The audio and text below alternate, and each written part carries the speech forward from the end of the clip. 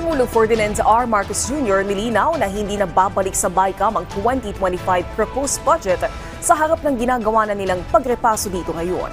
Si Alvin Baltazar na Radyo Pilipinas sa Balitang Pambansa. Binigyan din ni Pangulo Ferdinand R. Marcos Jr. na hindi na ibabalik pa sa dalawang kapulungan ng proposed budget sa susunod na taon na ngayon ay kasalukuyan dumaraan sa pagbusisi. Ayon kay Pangulong Marcos, walang procedure na kailangan itong ibalik sa BICAM lalo tapos at nagdaan na ito sa dalawang kapulungan. Paliwanag ng Chief Executive, nasa kanila na ngayon ang bola para silipan ng detalye ng line items na nakapaloob sa panukalang budget at mula doon ay determinahin kung ano ang dapat na ibawas at panatilihing mga proyekto na dapat pondohan.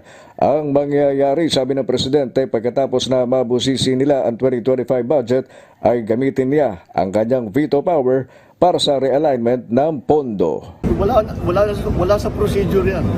There is no procedure to return it to the BICAM.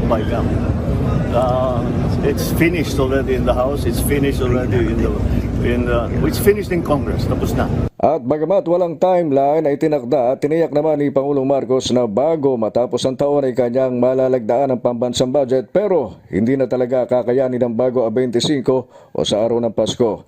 Nito sanang nagdaang Biyernes ang target na malagdaan ang General Appropriations Act, subalit kailangan nilang busisiin partikular ang mga proyektong nakabilang sa insertion na ayon sa Pangulo ay hindi kasama sa orihinal na budget request.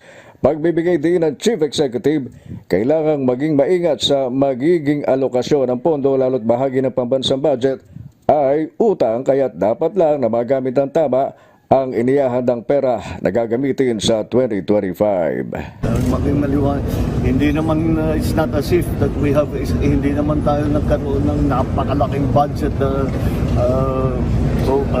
napakalaking budget na savings. Hindi nga kulang-kulang eh. Kaya kailangan maingat tayo kasi yung ginagastos dyan, hindi naman karamihan, pero meron dyan, utang yan. Aabot sa 6.352 trillion pesos ang panukalang pambansang budget na para sa fiscal year 2025 na katumbas ng 22% ng GDP at 10.1% na mas mataas kumpara sa budget ng 2024 na 5.768 trillion pesos. Para sa Balitang Pambansa, Alvin Baltazar ng Radyo Pilipinas.